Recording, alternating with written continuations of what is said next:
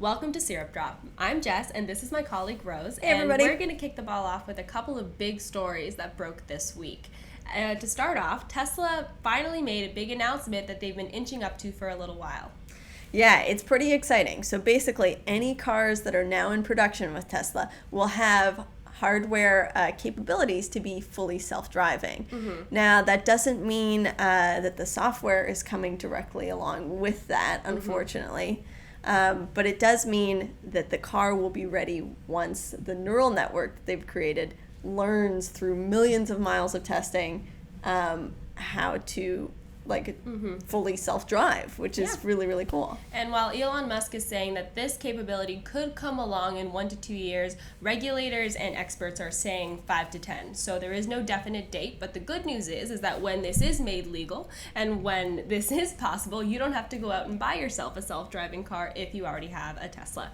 Additionally, right now, the new cars that are being produced with the new hardware, they also won't have the first generation autopilot features until December 2016. So basically, from now until then, any cars that are brand new that drivers get, you won't have anything apart from standard cruise control. It's just going to be a car. Essentially, it won't Just be able gonna to be brake electric for car. you, won't be able to park for you. You're just going to have a regular car. But in December 2016, after miles and miles and miles of learning, the autopilot feature should be activated. Absolutely. But yeah, this is huge news, and I know you're really big on driverless cars. Yeah. So are you lining up to get a Tesla at this moment? Is that in your future? Well, considering it's about $8,000 Might be. and the monthly lease is huge, I don't think for me, but I think that if you're looking to make a statement, I would absolutely be in line for a Tesla. But I feel like the implications of this car are a little bit more far-reaching than a lot of people realize. And I don't know how many of you follow the website, but driverless cars have been a little bit of a pet project for me. And I know our social director, Zach, has written a lot about Tesla. And we talked a lot about it on the podcast today. We had a really long conversation about what the implications of self-driving cars are for the streets and for the people that use them, and what this means in regards to the humans on the other side if there are still people that are driving cars alongside cars that are driving themselves. Yeah. So it really proves to be a very tricky, a bit of a minefield actually to navigate, because regulation-wise, in order for these cars to learn how to drive you, they need to collect your information. This could be a privacy issue, this could be a data issue, and the regulations simply aren't there. Good news if you're Canadians, though.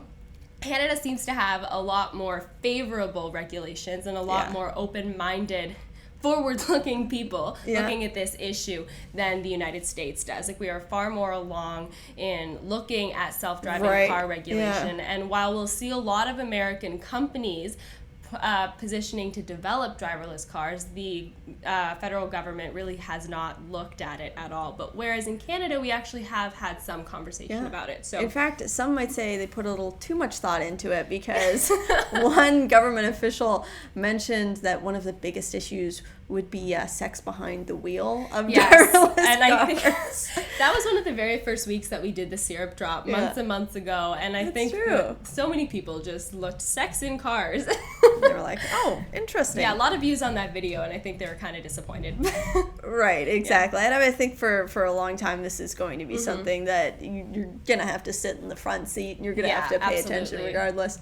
But like Musk says, it's actually probably going to be so much safer than humans piloting. I mean, the way that the hardware is decked out on these new cars, they've got 8 cameras, surround cameras.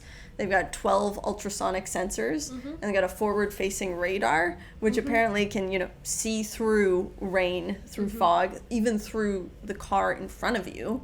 So these cars are they're going to be a little bit superhuman compared to us. Like, they'll know more, hopefully, is the idea. Absolutely. And I mean, essentially, the bottom line is that software simply doesn't make the same kind of mistakes that humans do, which poses the conflict of having people on the road alongside autonomous cars. Because while the autonomous car, in the technology's current state, is following a set of rules, essentially, people don't always do that. So I can drive along another car that's following the same set of rules if nobody's going to stray from that. But humans make decisions based on instinct, based on failures in judgment. So it could end up being a tricky situation if they end up on the road together. It's an interesting conversation, and it's very long-winded, and has been a lot of talk at all levels of government about the implications of these vehicles. So I guess we'll just have to see. I think both of us, at least, are down for our driverless future. Oh, absolutely. Yeah. I'm ready. Yeah, I'm ready if I never have to drive in rush hour traffic I just want to be chauffeured everywhere I go.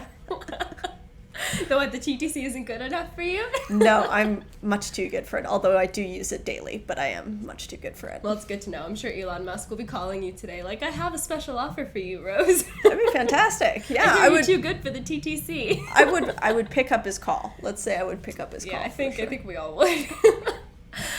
So speaking of which, we actually had a pretty interesting story break right here in Canada about one of Canada's favorite companies.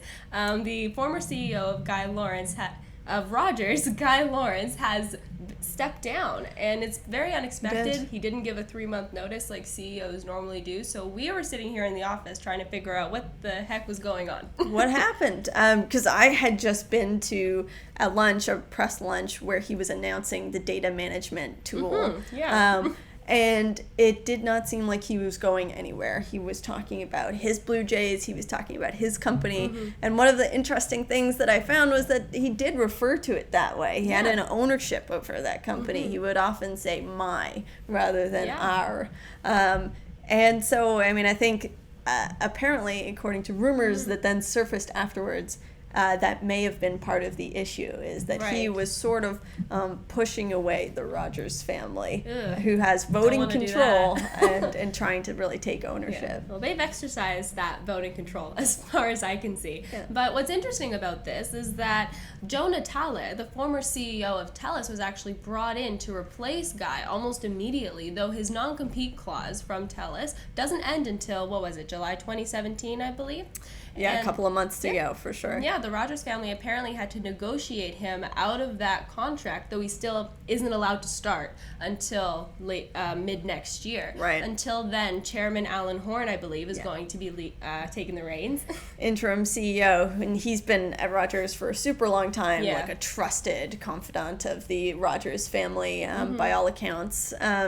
But yeah, that is interesting. They did suggest, or reports have suggested, that that's been in the works for quite some time. Yeah. Maybe that they've been considering that, almost since Guy Lawrence was hired, or even potentially. Since Joe left. Yeah, left TELUS. TELUS. So that is, it's a big step, and I think all of us here at Mobile Syrup are a little bit sort of hashtag Team Lawrence, and we did consider getting T-shirts because while he is sort of a brash guy, which is what some sources have said, like, led to the discontent between him and the Rogers family, his competitive spirit has also introduced a lot of things that really helped Rogers and ultimately helped the customers as well. Absolutely. I mean, there was Roam Like Home, that was something that shook up the entire Canadian industry. And now Rogers has become really known for that, right? And that's become a reason that people switch to Rogers. Yeah. Zach actually did switch to Rogers for that reason, our social director, and we were talking about that earlier, a few months back. So it's really become a very lucrative offer. But in addition to that, Guy Lawrence has a background in customer service. Like, this was his thing, essentially. And Rogers did not. Like, they were not high in the eyes of the customers, and they really brought him in to fix that, and it's improved. So this is a bit of a mystery to us, as much as it is to him, I bet. Yeah, I know. He's been doing a great job. He brought in some Google executives, actually, to help with customer relations, and they've done some interesting things with social media. They've really sort of bumped up the level of customer satisfaction by a significant amount. But I guess, one thing that I'm wondering is just what is next for Guy Lawrence. I mean, we know what's coming in Rogers' future, and that's cool. But where is this, very fascinating, competitive telecom guy gonna go next? I don't know. He came from Vodafone in the UK. And now, which is part of the reason why he was able to institute Roam Like Home in the first place, from what I understand, right? A lot of good connections. Yeah, absolutely. I, for one, I'm kind of disappointed, to be honest. I feel like Guy Lawrence was brought in because he wasn't Canadian, because he brought an outside perspective. They didn't want just another Canadian guy who was going to follow the pattern of Canadian telecom back to where the company had started. Like, they needed a refurbishing, right? Yeah. That was the point. And now they've reached back into the telecom back pocket, and they've pulled out a Canadian guy from one of their main competitors. So we're very surprised. It is interesting. For lack of a better phrase. Perhaps they have achieved what they wanted with Guy. He did shake things up. He did institute his Rogers 3.0 plan, and everything has really sort of bumped up very, very quickly, sort of ratcheted up over the past 3 years. Maybe that's what they were planning all along. Maybe they had an upset between Guy and the family. It's possible. We'll never know. Yeah, there are some details of this story that we will likely never see. All we can do is speculate on conspiracy theories, but that's what we do. But regardless, we wish him the best, and we're ordering those hashtag Team Guy Lawrence t-shirts for the office. So just in the comments, let us know if you want one. We'll send one in the mail. Yeah, and don't be afraid to ask questions about anything that you've heard, and we will absolutely do our best to go into the comments and answer them. And hit us with a like. All right. Have a great one, guys. Thank you. See you next week. Welcome back to Syrup Drop. I'm Jess, and this is my colleague Rose, and we've got some pretty... Just jumped back. I'm so sorry. There. You know what to start? Anyway. Welcome back to Syrup Drop. I'm Jess, and this is my Welcome back. Yeah, what? Welcome back's okay. Okay. Well, we've been all over the place in like the last 30 minutes. It's never taken this long before. Okay, cutting all of that, please. We're gonna start again.